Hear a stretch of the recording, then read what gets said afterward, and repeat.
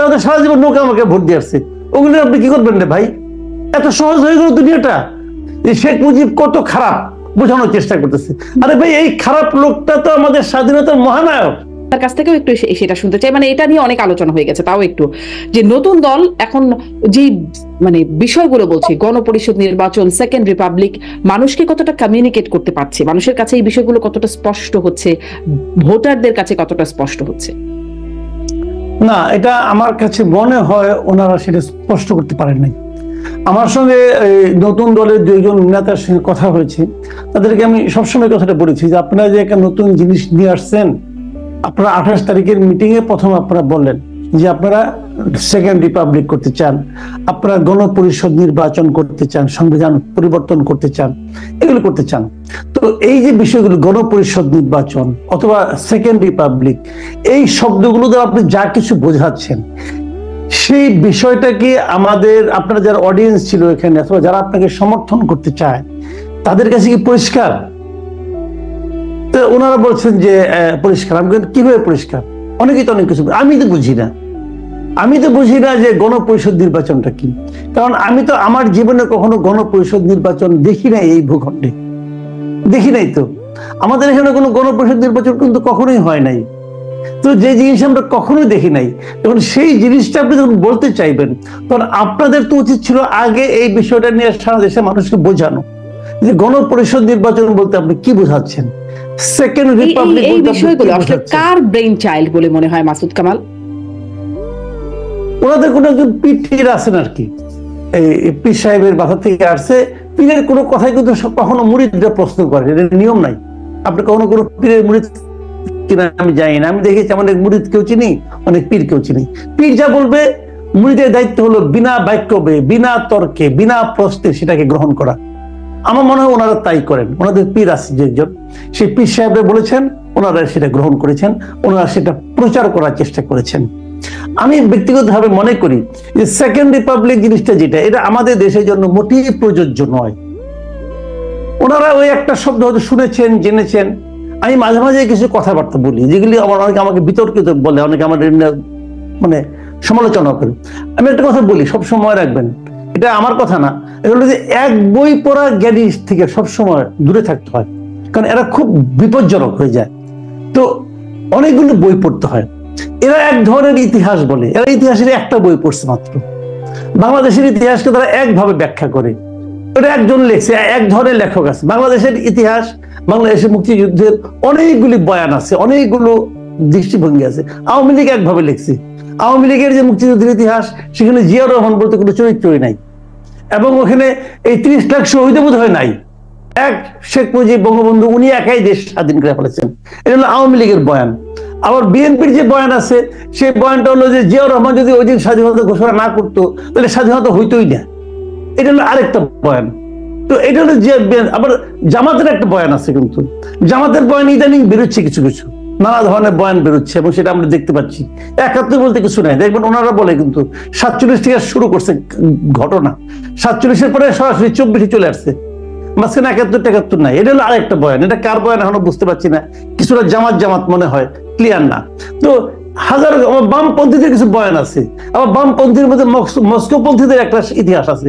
এরা কিন্তু প্রত্যেকেই কিন্তু বই লিখছে, প্রত্যেকেই কিন্তু আমাদের মুক্তিযুদ্ধ নিয়ে নানা ধরনের বই লিখছে। চীনপন্থীদের আরেক ধরনের বয়ান আছে, প্রত্যেকেরই বই আছে আলাদা আলাদা। এখন আপনি যদি যেগুলো একটা লাইনের বই পড়েন, আপনি বুঝবেন না। এখন সমস্যাটা হচ্ছে কি, ওরা একটা লাইনে বই পড়ছে, ওইটাই খালি বলে এবং ওইটাই বোঝানোর চেষ্টা করে যে শেখ মুজিব কত খারাপ, বোঝানোর চেষ্টা করতেছে। আরে ভাই, এই খারাপ লোকটা তো আমাদের স্বাধীনতার মহানায়ক, এটাকে মানতে হবে। আপনি যদি ওইটাও বাতিল করে দিতে চান, শেখ মুজিবের নাম যত জায়গায় আছে সব ফালাই দাও, যদি তারা বলার চেষ্টা করে, এটা হলো আরেকটা খণ্ডিত দৃষ্টিভঙ্গি হবে। এভাবে হবে না, আপনি ভাগ করেন না।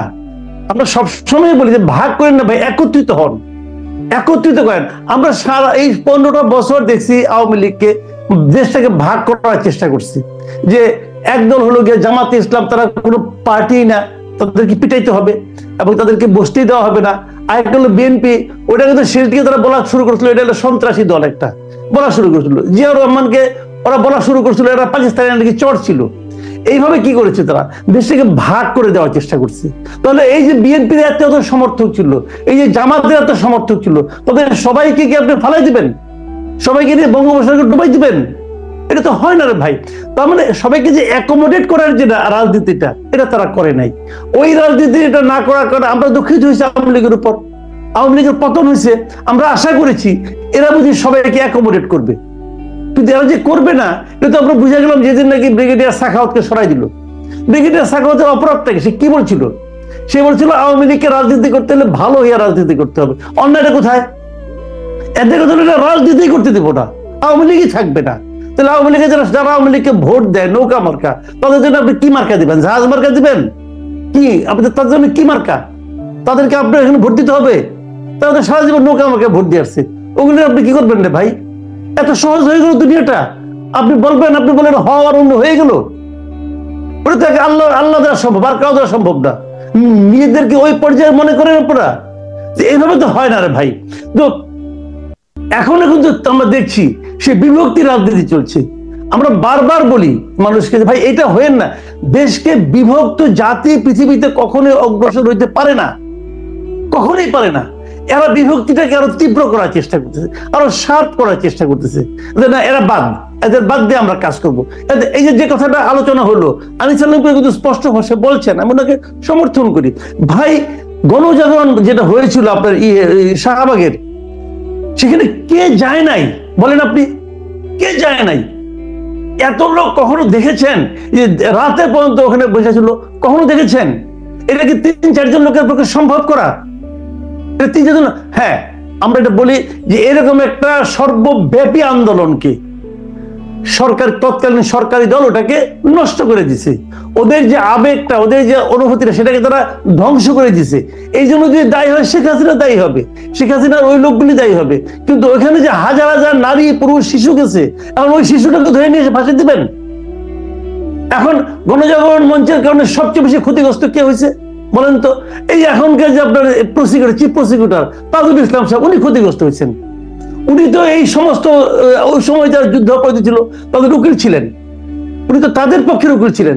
সেই পক্ষের উকিল ওনার প্রত্যেকটা মামলা উনি হারছে, যে কোনো কারণে হোক। হয়তো ওটাকে অনিয়ম করে হারানো হয়েছে, জোর করে হারানো হয়েছে, আমি সব কিছু মানতে রাজি আছি। কিন্তু ওনার কিন্তু ব্যক্তিগত একটা ক্ষোভ রয়ে গেছে এই গণজাগরণের বিরুদ্ধে, এই শাহবাগীদের বিরুদ্ধে। যে কারণে আজকে শুনলাম উনি বলতেছেন যে গণজাগরণ এখানে যারা ছিল তাদের কয়েকজন নাকি সুনির্দিষ্টভাবে তার কাছে নাকি প্রমাণ আছে যা নাকি ওই শাপলা চত্বরের হত্যার সঙ্গে দায়ী বলে দিলেন। এখন উনি অথরিটি, উনি তো এখানে একটা চিফ প্রসিকিউটর, উনি বলে দিলেন হয়তো তাদের বিরুদ্ধে ফাঁসি দিবে, যে তোমরা যে ফাঁসিতে ঝুলাইছো আমরা ওইভাবে ঝুলাবো। লাভটা কি হলো? আমি বলি যে আগের ঘটনা যেগুলো ছিল, যেরকম ভাবে মানে ওখানে গেলে পরে মৃত্যুদণ্ড যেগুলো হয়েছে, সেগুলো আন্তর্জাতিক মানে হয়েছে কিনা আমি জানি না, আমার মনে সন্দেহ আছে। কিন্তু এখন ওইটা হয়েছে বলে এখন তুমিও কি তাই করবা? তাই করার একটা প্রবণতা হয়েছে। আমি তো মনে করি তাজুল ইসলাম সাহেবকে এখানে চিফ প্রসিকিউটর বানানোই ঠিক হয় নাই, কারণ উনি তো রোবট না, উনি তো মানুষ। মানুষ হিসেবে তো ওনার তো একটা ব্যক্তিগত ভাবে কিন্তু এক জায়গায় একটা ক্ষোভ আছে, সেই জায়গায় উনি কিন্তু নিরপেক্ষ থাকতে পারবেন না। তো এটা তো ঠিক হয় নাই। তো করছে আমাদের এরা, কেন করছে আমি জানি না, এরা করে, এই সরকার এগুলি করে, এগুলি বলা যাবে না। আবার বললে কিন্তু ভয়ঙ্কর বিপদ, আমি যে বলে কিন্তু মোটামুটি বিপদ দায়ী আনতেছি, যে কোনো সমস্যা নাই, কি করবো বলেন? বলতে তো হবে, এটা সত্য। ওনাকে চিফ প্রসিকিউটর বানানো ঠিক হয় নাই। ওনার প্রজ্ঞা, ওনার জ্ঞান, তার প্রতি শ্রদ্ধা রেখে বলছি, ঠিক হয় নাই। কারণ উনি মানুষ, ওনার মধ্যে মানবিক সীমাবদ্ধতা থাকতে বাধ্য, এবং সেই বাধ্যতার আমি কিছু কিছু নমুনা কিন্তু এখন দেখতে পাচ্ছি। আপনি গণজাগরণ মঞ্চ তো একটা বিশাল জিনিস, যে কথাটা আমি আরো উদাহরণ আমি গেলাম না, আনিস আলম খুব সুন্দর করে উদাহরণ দিয়ে বলছেন যে 24-এর আন্দোলন, এই আন্দোলন, একই রকম তো এগুলো হাজার হাজার দেশের সমস্ত দেশে কে তখন এর বিরোধিতা করছে, এবং তখন যারা এটাকে বলছে, যে সমস্ত পত্রিকা বলেছে যে এটা নাকি ফ্যাসিবাদের পদধ্বনি তারা শুনতে পাচ্ছে, তারা ছিল মোটিভেটেড, তাদের মতলব ছিল এক মনে করি। কিন্তু ওই আন্দোলনের কোনো মতলব ছিল না। হ্যাঁ, ওই আন্দোলনকে যারা নাকি ডিরেল করেছে তাদের মতো মতলব থাকতে পারে, কিন্তু এই আন্দোলনের যে স্বতঃস্ফূর্ততা, সেটাকে যারা সন্দেহ করে তারাও সে মতলব বাঁধলো। এটা এইভাবে হয় না রে ভাই। তো এখন এগুলি হচ্ছে, এখন আবার উল্টা হচ্ছে। মাঝখান থেকে ফলটা কি হচ্ছে? নেট রেজাল্টটা হচ্ছে জাতিটাকে আপনি দ্বিধা বিভক্ত করতেছেন, জাতিটাকে ভাগ করেন না, দেশটাকে ভাগ করেন না, আবারও সবাইকে আমি অনুরোধ করি, বিভক্ত জাতি অগ্রসর হইতে পারবে না, আপনার প্রতিহিংসায় চরিতার্থ হবে।